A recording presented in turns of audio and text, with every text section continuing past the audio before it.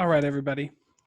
Welcome to the Thinking Project. This is one of my best friends, Brent Clark, and he is the owner of Ardent Services, so a franchise for Ardent. So tell us what that is, Brent, just to get started. Yes. So what we do is we're a service companies specifically into the pest control industry.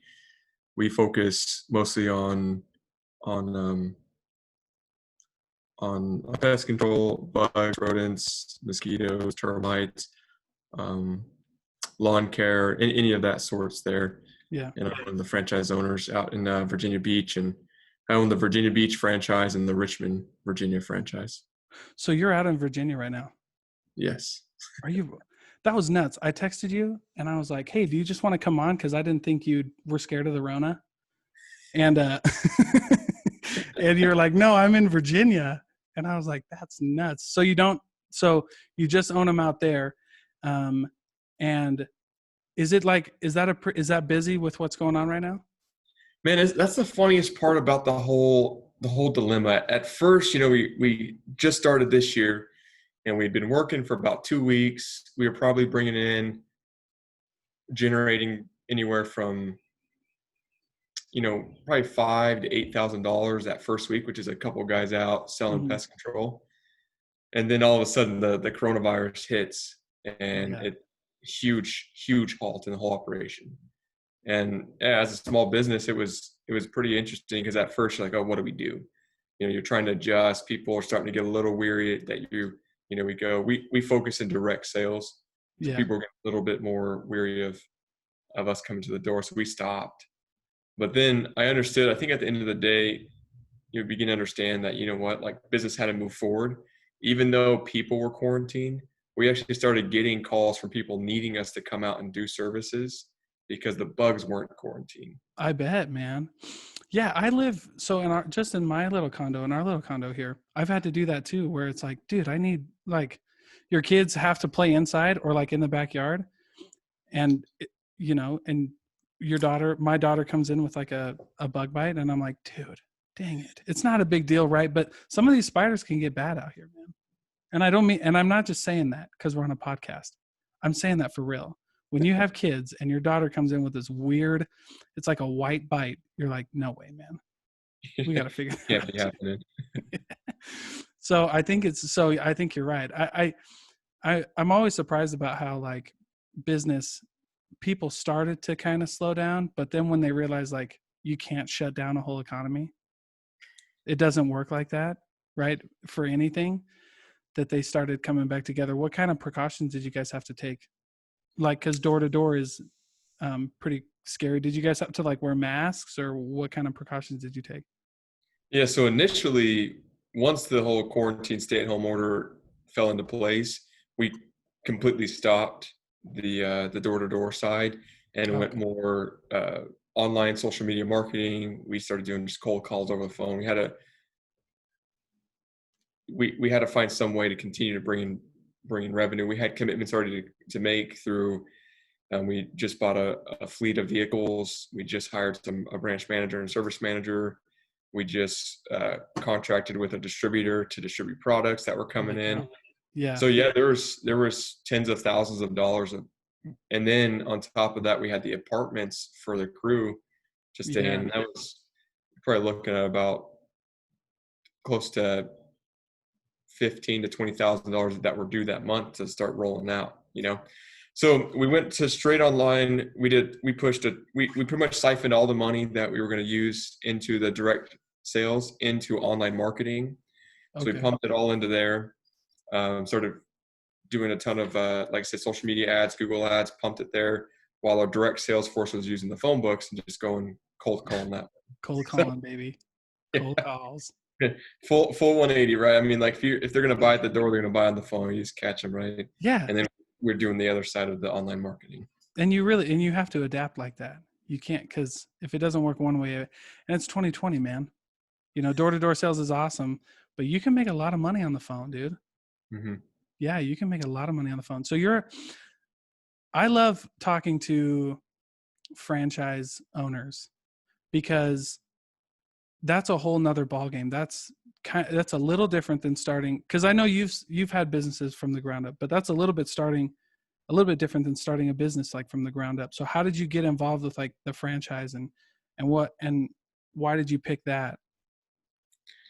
Yeah, so a little bit about my history. So I was going to school for mechanical engineering, and what I was doing to pay for school, like many people know, was through door-to-door sales or direct sales. Yeah. And it's pretty big, where we're from. Everyone's heard about it, and I saw a lot of people making good money. So Right. ultimately, I did that to pay for school, and I did it the last 2 years of school. And once I graduated college, the idea of taking that big of a pay cut to start an entry level engineering job just logically didn't make sense and financially didn't make sense. Yeah. So I looked for different routes in the industry to gain equity in a company.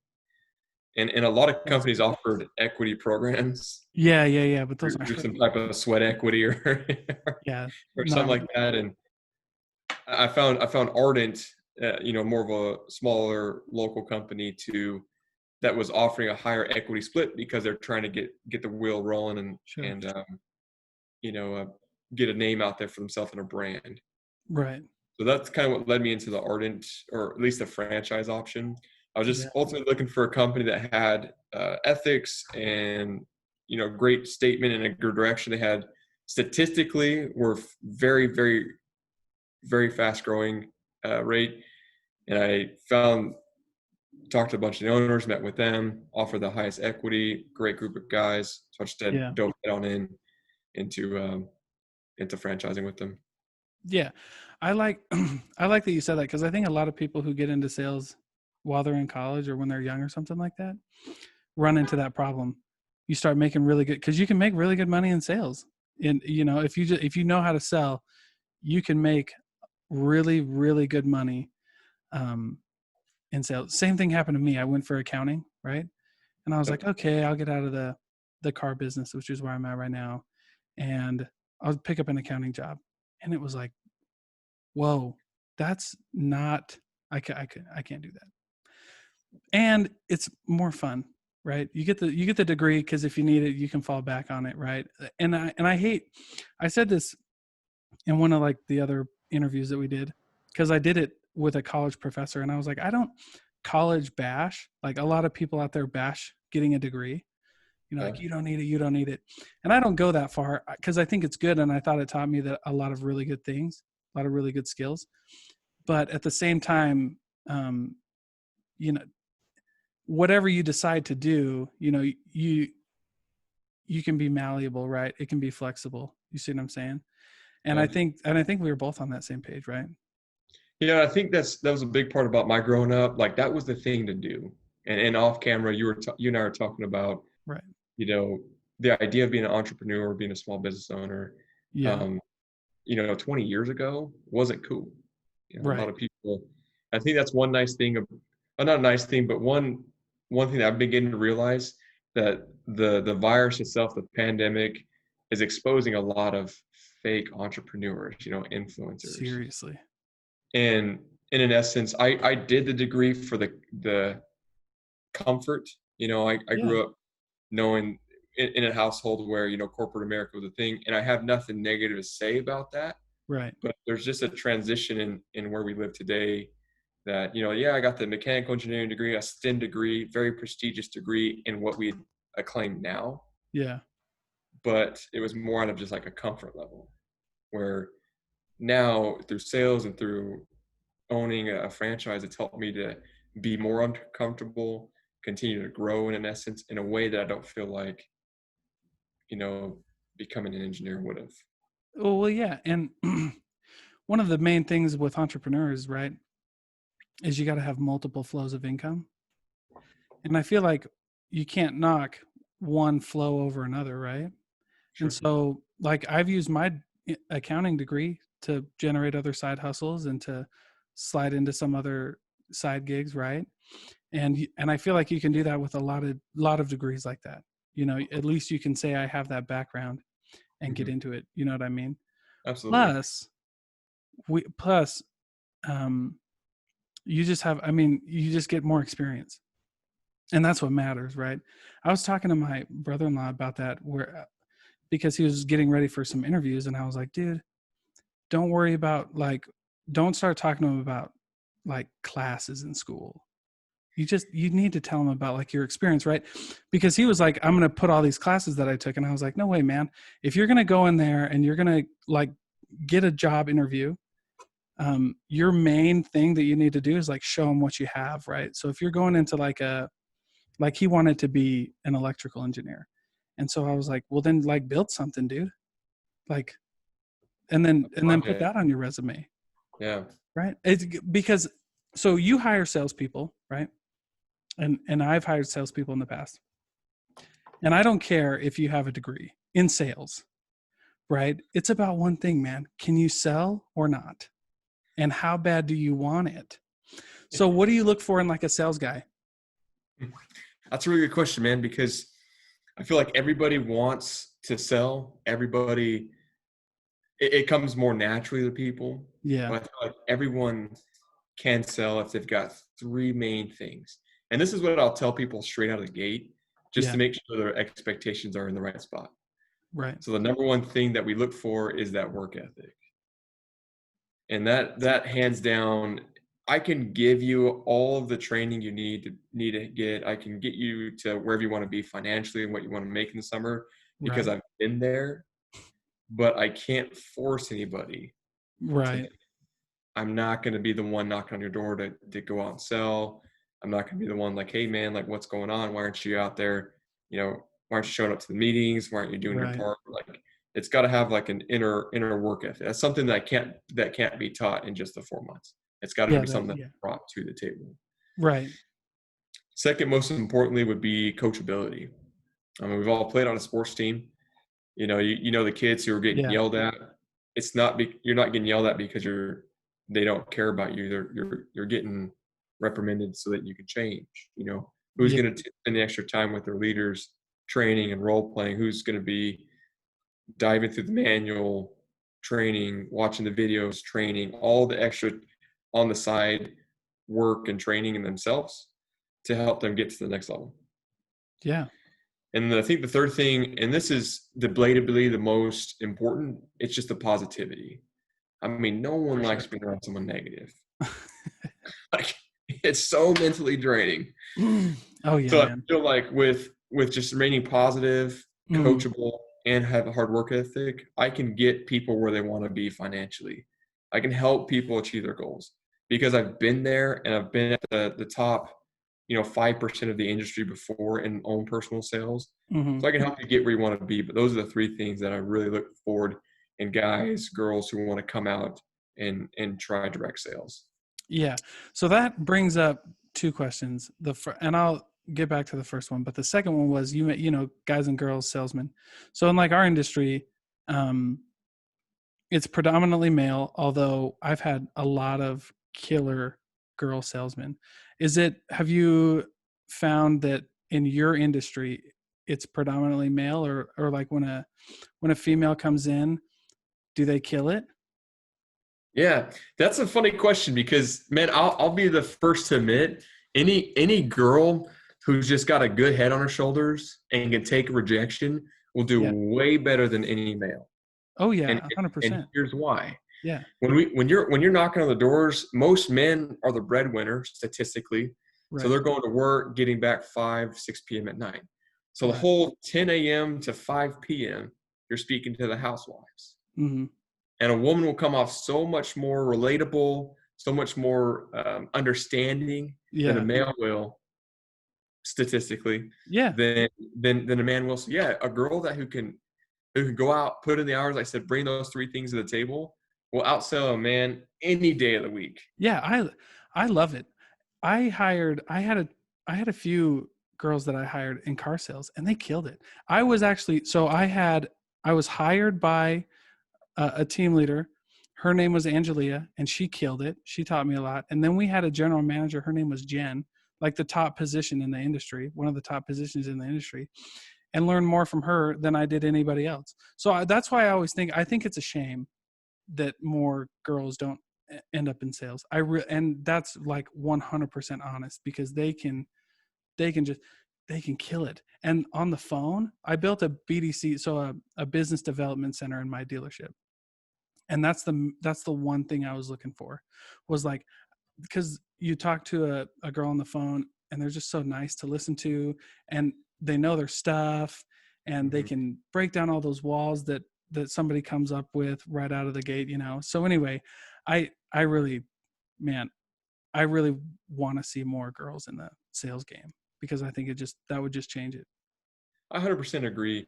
And I feel like because it is so predominantly male oriented, that I could see more women beginning to step up and do it.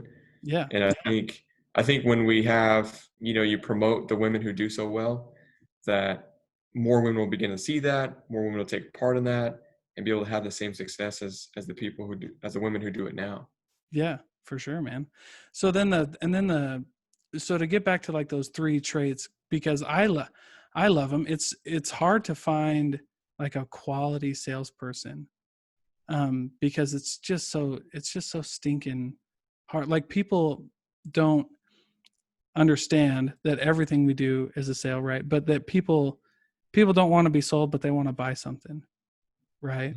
So how do Yeah. you so how do you make them feel like you're just helping them buy something, right? And I feel like that's always the hardest, because you have to want it, you have to be there, you have to show up, and then you got to know like what's going on, right? And Mhm. how do you build your team? Like, how do you find those kind of people in your team? So you're saying how do you find those quality guys who have those three Yeah. traits? Yeah. I think a lot of it goes back to, you attract what's the phrase, like you attract what you're retracting or something like that. Yeah. Yeah. You Yeah. attract people who are like you. Yeah. So I think it's a lot of that comes down to the people around me in my circle, the network I have. A lot of them, I look for the guys who have, similar traits to what I'm looking for that I have, that I see. I think I wish there was like one golden answer to say like, hey, this is where we find them all. Here's Yeah. a little nugget of Yeah. people who have Oh yeah. who have all the traits we're looking for. But I think it's just all about the numbers game and keeping the pipeline full. Start Yeah. out by marketing it and then getting in contact with as many people as you can, and then begin to weed them out. Yeah. Because sales has such a high turnover, man, and that's such a bummer, you know. Yeah. And that's why you get real honest in your interviews. You know what I mean? Like, because I never mess with people's money, and if anybody listens to this who's ever been interviewed by me, I don't. That's like one thing I always say. Like, I don't mess with people's money. So like, you can make as much as you want or as little as you want, and it's totally up to you, man. Like, if you want to show up and get, because in our industry, we we're commission, but it's W-2, so we have to pay minimum wage or commission, whichever's higher, right? And so you can, if you want to come in here and make minimum wage, like, you can do that. Or if you want to come in here and you want to make 7, 8, 9 grand a month, you can do that. Or if you want to fall somewhere in the middle, but it's not going to be worth it for you not to give it your all, because it's way too hard. It's way Yeah. too hard. It's not. And and the other thing I see is like, so how do you train your guys? Yeah, so I guess what it's broken down to is a 7-step process. So in direct sales, we talk about, first we go over the introduction to the presentation. Yeah. We then go over how to price out the options and all services we have. We then go into the service. We break down and go into the paraverbal communication Hmm. of prospects on the door. We then do the nonverbal communication. We Yeah. talk about how to sign them up, actually solidifying the deal, Yeah. getting the contract signed. And then the last part is the solidify referral, asking for more business. So Yeah. there's a 7-step process to that. But how we train though is more, that's the content. How we train is very individualized, one-on-one training. Sure. And I think if I had to pinpoint it to one thing, the training is consistency. Yeah. Continually having that repetition and Hmm. consistency. like having guys come in every other day, weekly, you know, at least once a week, contact 2 times a week. It's all about just keeping the consistency flow of having the, you know, the content flowing in and out of training with them. Yeah, I think a lot of like sales trainers miss that, right? They don't train enough, like often, because it's just like you got to go back to the basics all the time, man. And it was like when I was in high school, we wrestled, and you know, like fancy moves and stuff like that will win you high school matches, right? Or like season matches, like exhibition matches. But like the fancy moves won't win you in in like the state tournament, right? It's like basic stuff that wins state championships. Mhm. And that's what I always try to teach too. Like, don't get fancy. We're humans meeting other human beings, and you don't need to be fancy, and we don't need to try all these tricks and stuff like that. That if you can like really um, get to where you're comfortable and where it's like basic, you're gonna be just fine, dude. You know what I mean? Yeah, and that's so Dalton, that's the best part about sales is I see the guys who are so focused, and I'm guilty of this at fault too. Right. It's a consistent battle that we as salesmen, saleswomen, Yeah. uh, battle with every single day. It's like, look, you know, I need to go out there and make 2 sales, 3 sales. I need to make 10 sales today. I need to make 20 sales today, right? Right.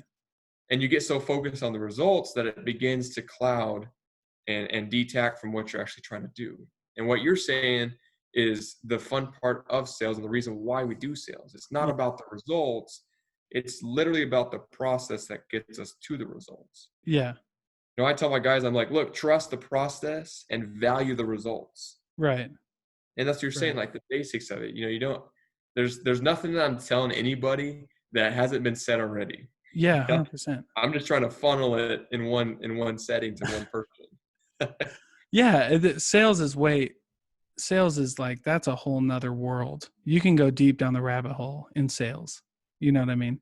And I think that, but the process is the most important part, right? That's the part you can control, that you can control. And you can control that 100%. You can't control the like the outcome all the time, right? You can do everything you can, and that's what I like. That's what I teach my sales guys, because if you just go in like looking for the sale right up front, like people will smell that. Like I call it commission breath. Like people people will smell that you're trying to sell them something. So if you just like breathe and trust the process and just do it, right? But do it right, like things will happen for you, like with your, like you will take advantage of the process, and people will start to flow, right? Because that's one thing I learned in sales that people don't realize is like, I didn't realize how much you can really like, people can really see and feel like other people's energy. The Like, dude, if you emotion. don't want to be there, they know you don't want to be there. You know what I mean? And if all you want is money, and all you want is a sale, then they know, they can feel that, right? Yeah, 100%. So it's funny you say that because I talk to people about this all the time, right?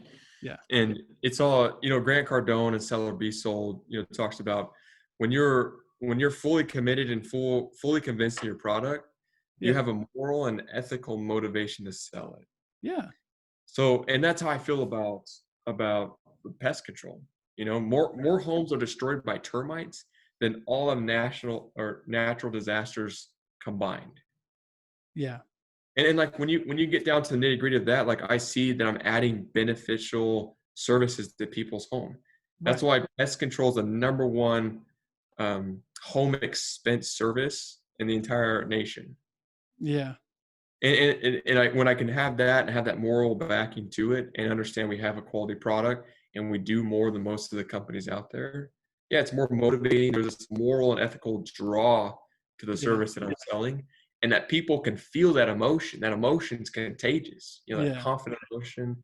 People can feel that aurora and feel that vibe at the door. You know, Yeah. if you've really been slammed and you're showing it like that, people will feel it. But if you've Oh, really been signing people up, have the confidence, people feel that too. Yeah. Oh, and that brings up like another really good point, like that that stuff happens all the time, right?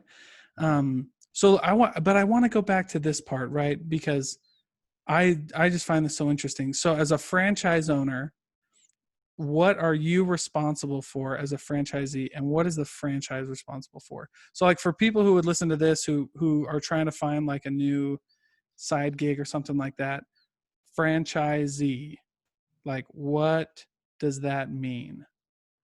Yeah. So the beauty of what we do is probably because it's a lot smaller. There's no franchise fees or franchise Okay. tags Okay. with Because sometimes there are, right? so yeah, exactly. So if you owned a McDonald's or Chick-fil-A, you have some royalties in essence, Okay. your franchise fees that you'd have to pay, the owners. Yeah. But this is more of a conventional like owner equity split in each of the franchises. So Yeah. I've got my equity split, and my central role Okay. is sales and recruiting. Okay. One of the other partners is logistical stuff, making sure the numbers fit as we buy the trucks, as we get the apartments, like all the Sure. money, the cash flow. So like a CFO, like an accountant. Exactly. Okay. And then you have the other guy who does more of the customer service side. So Okay. hiring the technicians, the branch managers, customer service, making sure the customers are getting service, the whole service side. Yeah, like HR kind of Exactly. stuff, right? Compliance and stuff. Okay. Yeah. So that's how the three are split there. Okay. There's no cap, if you can recruit and sell enough, there's obviously steps to obtaining a franchise. Yeah. But if you can sell, recruit enough to fill multiple branches, you can open up in whichever market you want. That's cool, man. Yeah. So that's kind of how it happened. You were selling, and then you met a few guys and got together and said, "Let's do this ourselves." So so you get 100% of the net, or do you split it with the franchise, or how does that work? How the equity works. Yeah. Yeah. So it's 40% of the branch is equity to me, 40% is for the CFO, and then the remainder 20% is for the HR. Oh, okay. So you just like Ardent is the franchise, right? Ardent is the company, but Yep, exactly. but you just use the name. You get 100% of the net. Like you Yeah, guys, you three get a 100% of the net. you got it. Yeah. That's awesome, man. Yeah, Because there's that no doesn't happen a lot. Like with like if you franchise a restaurant or you franchise like a boutique store or something like that, that's not always the case. Or you franchise like a gym, yeah. right? So that's way cool, man. So but Yeah, then you are 100% the loss, exactly. and you're Yeah. 100% the advertising. Yep. Jeez, man. That's nuts, dude. Yeah, you hire people from within. It's cool. I like it that way That is because cool. you're more involved, right? Yeah. So, for example, I knew a guy who owned a few McDonald's. Yeah. When McDonald's will push a huge marketing campaign and change up. You remember where McDonald's like 10 years ago went through that whole like transition from the like lighter colors to more like a modern like Yeah. rustic look. They changed it all. Like once they Right. push that, like everyone's then forced to change it Change. with them and take all the costs with it to Jeez. change their models around. With us, like it's more of a partnership, and Right. there's not a ton of overhead on top because your name's on the bank account with the other partners who own Yeah. other ardent franchises throughout the nation. That's sweet, man. Yeah. Because like I said, that's pretty rare. Like that doesn't happen a lot. Like they tell you how to, like normally in a franchise, like they tell you how to advertise. They tell you what to advertise, and they'll you have a franchise fee or something like that to use the name, right? Yep. And that's just pretty. That's like common, you Hmm. know. And it's just at that point, what franchises, whatever you want to go with, right? Exactly. That's nuts, man. I think that owning a franchise though isn't a bad idea necessarily if you got the right stuff, right? If you Hmm. got the right like know-how, you know People. what I mean? But you're also in, so aside from like Ardent, you're also in real estate, because we had talked about that. We talked, but you're in real estate too. So how did you get into real estate, and why did you pick real estate? Because that's kind of booming. Yeah. Yeah. I think it's it's like the whole cliche thing to do. I feel Yeah. like right now it's kind of like, oh yeah, you're an entrepreneur too. And but I think Yeah. for me, so in full transparency with me, numbers like the stock market side of things, the numbers Sure. just don't ever really click for me. Sure. Like, you know, I It's take tough. the time, do it, and it just never really clicked. But with Right. real estate, that was, you know, I began reading the books. You know, obviously I started with Grant Cardone. He's the guru He loves real of estate. real estate. Yeah, he loves And real then I estate. just branched off of that. I got into some podcasts. There's a podcast called Bigger Pockets Podcast, a Yeah. bunch of buddy and I's. And I just started like connecting with people who did it. And once someone kind of showed me the ropes and helped me like just minimize Right. and break down real estate and how it actually flows, and like having a Right. physical, tangible asset that people are always going to need a place to live, Yeah. that isn't going anywhere. Yeah. It just started to click with me, and I was like, look, I'm always going to need a place to live. So I got started in under wanting to do the whole house hacking, Right. where, you know, I buy a multifamily unit, and I live in one of the Live in it units part. Yeah. as the tenants pay, and we Right. actually currently do that now, where I haven't paid a mortgage or rent in months. That's sweet, man. I think it's a no, I think it's a great idea, man. Real estate isn't bad. In fact, I remember a conversation you and I had a while ago. Like it was a couple years ago. But I remember you like shot me a text. You were like, "Hey, if you had X amount of money, like what would you do with it?" And like without I didn't even like skip a beat, man. I texted you back like right away and I was like, I would go buy some kind of property, like land that you can build on or a house that you can fix up if you want to flip or something. I was like, you just that's where you put your money. Because the stock market's fine, but that's a long-term game. It's, and I think real estate's a long-term game.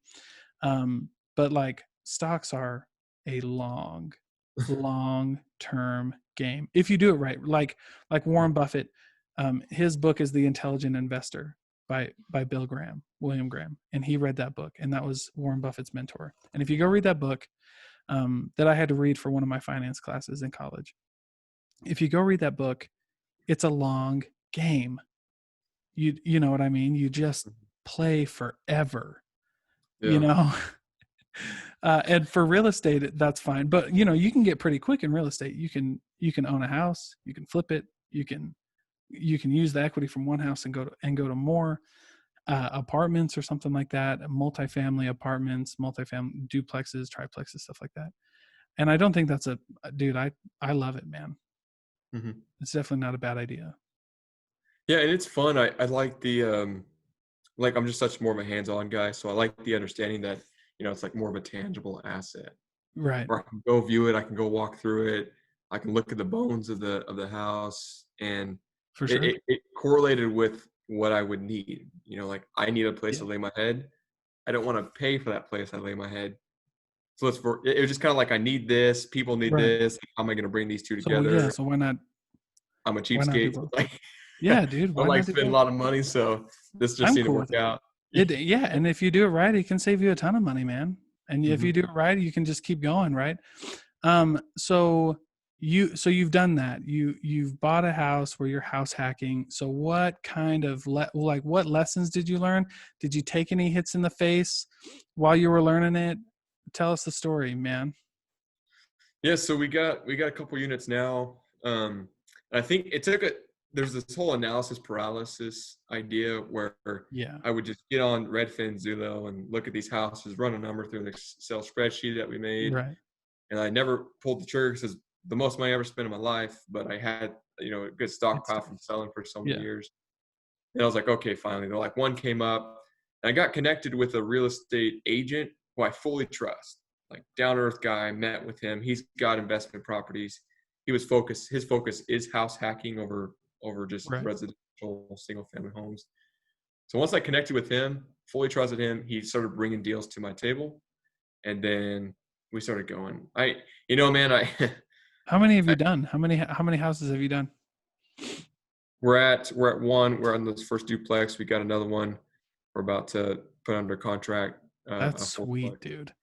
Um, yeah, and right now is a good time just because, you know, everything, at least in Utah County, is at a premium. You Yeah, know, I give it a few months, you'll get some discounted rates. I'm sure. Um, but I don't know if there's like two major lessons I learned. I realized going into the whole like house hacking idea and like Yeah, starting a venture in real estate, I knew that there was going to be issues. So like I was fully sure. accepting of that. So nothing really came out just like bit me in the butt just yet. We were Yeah, able to negotiate. It was an older duplex, like early 1900s. So it had sure. structurally it was sound, but we were able to negotiate a new roof and Yeah. closing costs for Yeah, all that but you stuff. got It those. was Yeah, you got those expenses, right? yeah, and it was just like a new process altogether. And we just refinanced into we went from like a 4.2 all the way Yeah. down to a 3.3. Yeah. And even the refinance was a whole lesson learned. So at Well, least yeah, I have dude, there's a a lot of lot of lessons in experience that. now going into it. Yeah, refinancing's a big deal, man, and buying a house is a big deal. But I like what you said, and I think that's a lesson for everybody, right? Is like you've got to do enough homework to know what you're going to come up against, because if you come up against something that you've at least heard about, right, you can navigate through it. I think the tough part for a lot of people is they hear real estate, like venture capitaling or venture capitalist, or like real estate investing and stuff, and they just jump in before they even, like, before they do any homework, and that's so dangerous, man, because it's not like I went to Walmart and I'm or like a garage sale and I flipped some Hot Wheels or some baseball cards, dude. Hundreds of thousands, if not millions of dollars are up for grabs. And if you Yeah. don't do it right, you can really mess it up. Because I remember we were looking for a house and we were going to look at one of these like bankruptcy ones, like the foreclosures Foreclosures. or something like that. And I was doing my research and talking to some people, and they were like, "Yeah, they were like, you can get a really good deal, but you got to be careful for X, Y, Z, or what, liens or encumbrances or something like that, right?" Yeah. And I had no clue. Like, but if I would have done that, if I would have jumped into that and bought a foreclosure and not known about like second liens and encumbrances, or like, because some people are mad, man. Like, if you take their house, they'll, like, we had this story from my realtor where somebody had like dropped like concrete in all the pipes, dude. Gosh. But because, like, all right, if you're going to take it from me, no one else can have it, kind of thing, Right. right? And that's you have to tear down the whole house, bro. Right. Sometimes, you know what I mean, or gut it, Yeah. depending on I what they think did. And so, but doing the research, like, some people lose that, right? They don't do the research.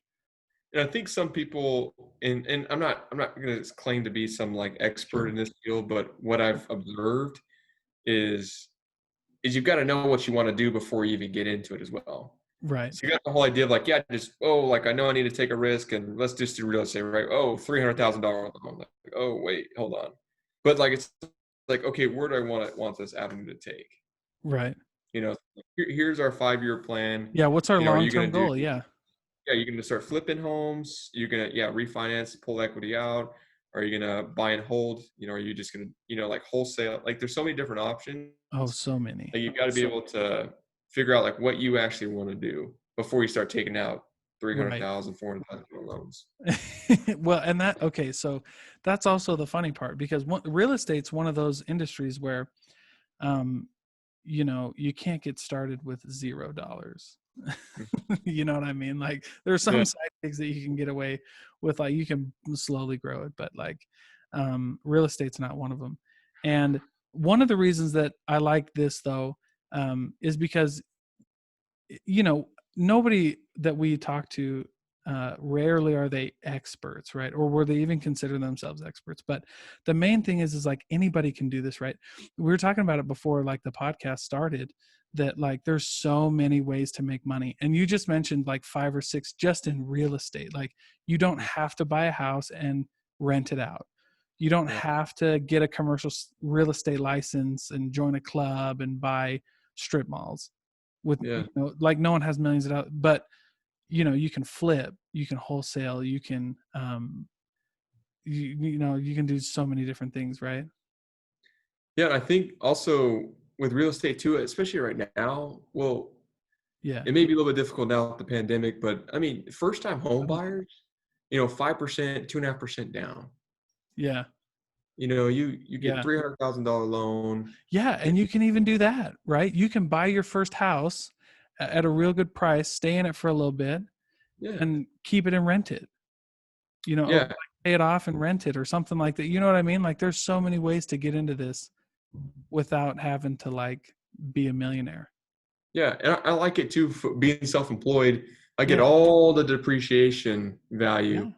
from owning property as well. Yeah. That's the other thing. You go into real estate, you need a really good legal team and you need a really good accounting team.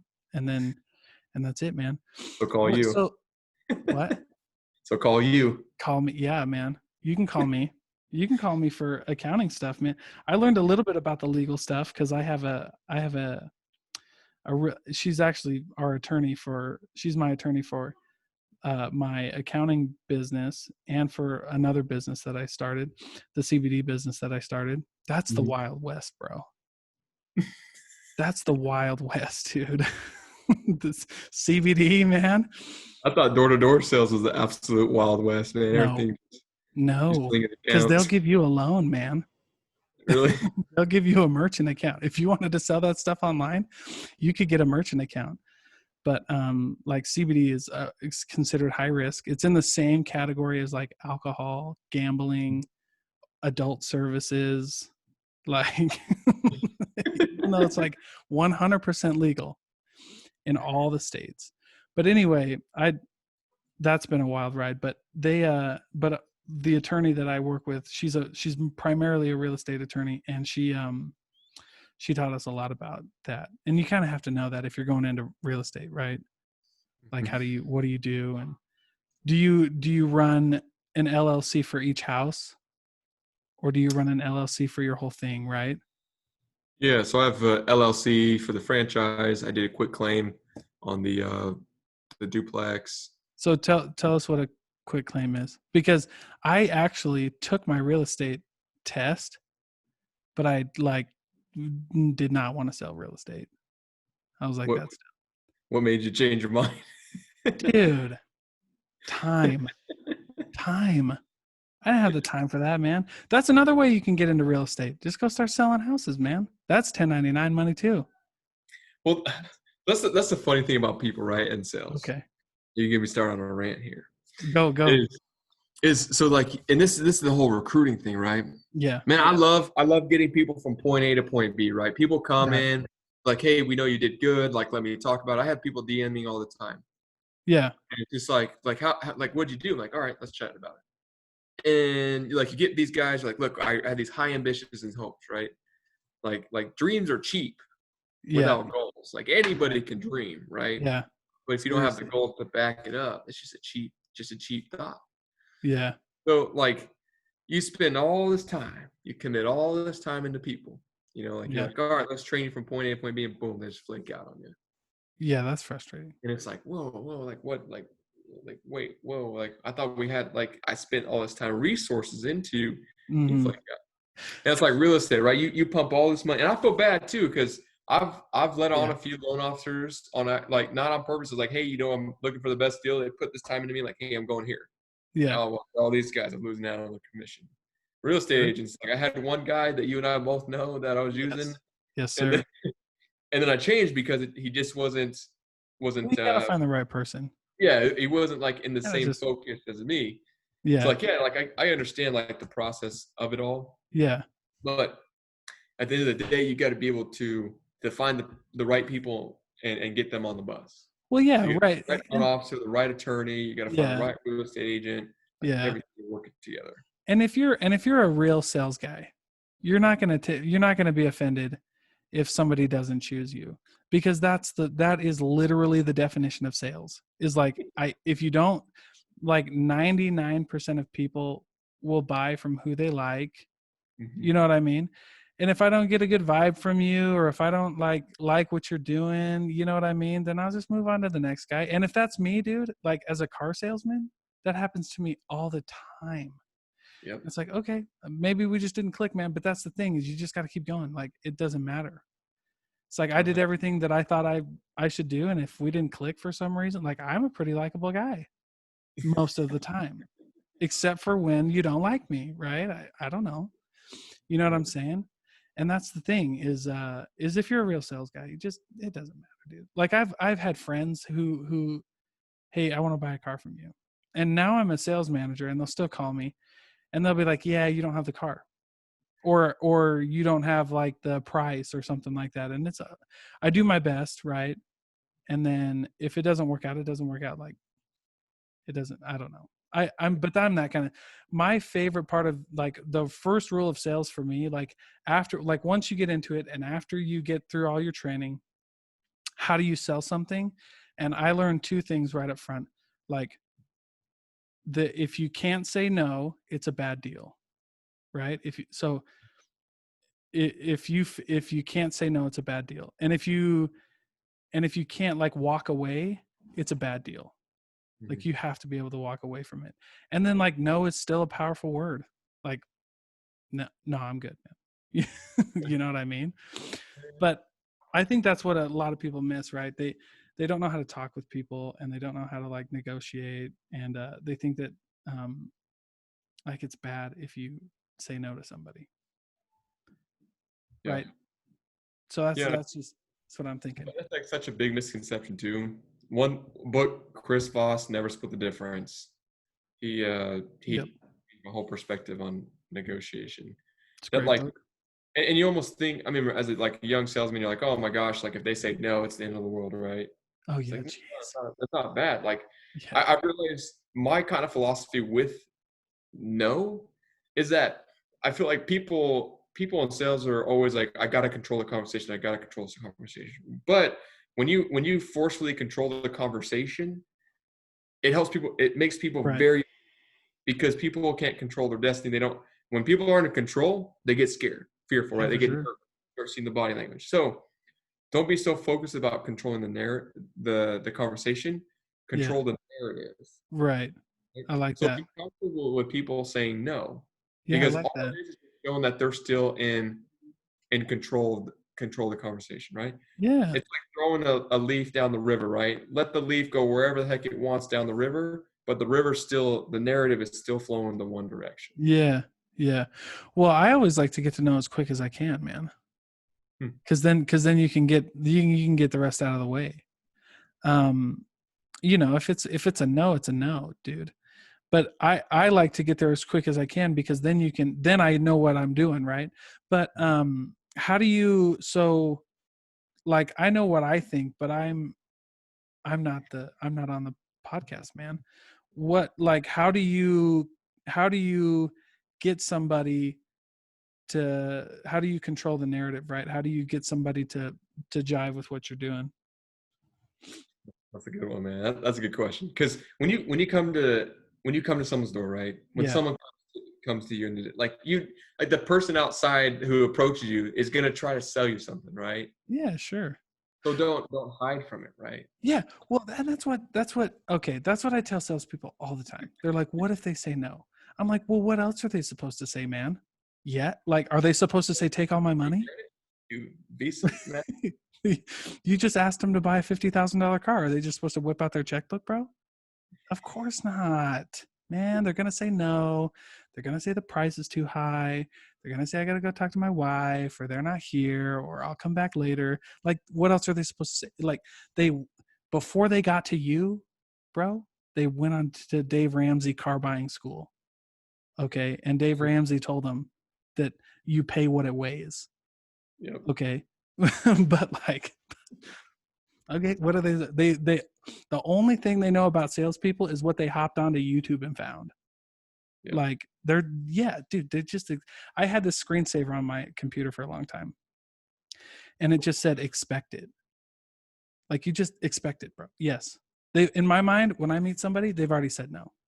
They've Mhm. already said no. They've already said the price is too high. So when I hear that, I don't get all fired up. I don't get all worried Yep. because I've had a ton of people say the price is too high and then leave. Usually at that price. Yep. It's nuts, man. It's it's such a funny game. Sales is a funny game, especially especially since you get to meet just all types of people, right? Yep. Well, so that's, I guess that's the main thing, right? And to wrap it up, like what do you want to leave with people like who are starting their own business? Maybe they're going to want a franchise. Maybe they're wanting to get into the sales game or real estate or something like that. Like what would you say to them? What do you have to offer? Hmm. I'd say fully commit. I think that's important. I'd say fully commit. If you have your foot, halfway in, halfway out, you're always going to be doing a half job. Yeah, no one And, likes and I don't know. It's hard to wrap that whole idea up in one, but yeah, I'd say commitment and understand the words consistency and complacency. that. Yeah, Like the whole idea, there's so much involved in doing a franchise, doing a startup, business, and we all yeah, know people who are way more successful than us. You talk to them about their stories, but you've got to continue to be consistent in every single thing you do. yeah. Like you can slow down, you can take a breath, if you need a couple seconds, but you cannot become complacent because the work fully stops. Right. Yeah, Consistency is what adds value to what you have to offer. I like that, man, because it's like, what's the difference between, me and like a famous basketball player, right? Like I might be able to hit a three and it might look good, right? But I can't do it every time. Like consistency is what makes like professionals, right? Yep. I love that. Like, okay, if you had, I always use this for salespeople, like, and I use this for sales training, right? Like if you had me, like Michael Jordan, LeBron James and Steph Curry on a team, right? That would never happen, but let's just pretend, right? And then you have like me and five of my homies, right? Who wins that game? Assuming that my homies have never played basketball in their life, who wins? Yeah, no question. Yeah, dude. It's not about, right. It's not about numbers. It's about quality. You know what I Mhm. mean? It's not about like, it's about consistency and quality. So I really like that, man. Well, dude, I appreciate you coming on, man, and I feel like it went really well. And if you know, if any of you guys have questions, you can follow. You can find Brent on social media. You can find us on social media. So we'll wrap that up. But thanks, man. Yeah, thanks, Don.